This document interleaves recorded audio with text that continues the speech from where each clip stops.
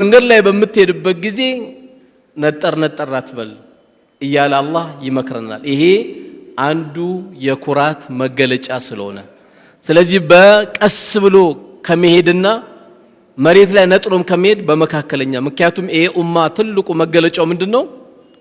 ኡመተል ወሰጥ ነው። በማንኛውም ነገር ይሄ ኡማ መካከለኛ ነው።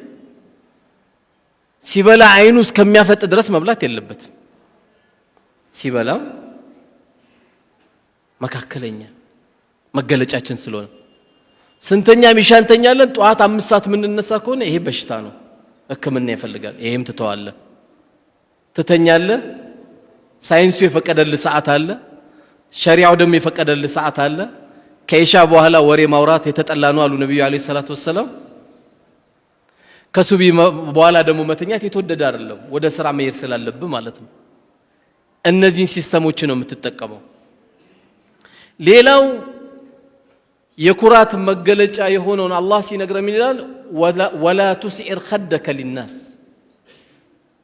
ሰዎችን በመታናገርበት ጊዜ ጉንጭን አትስጣቸው ወይም የንቀት አመለካከት እዚህ ጋር ያወራህ ነው ግን የንቀት አመለካከት አታደርጋቸው።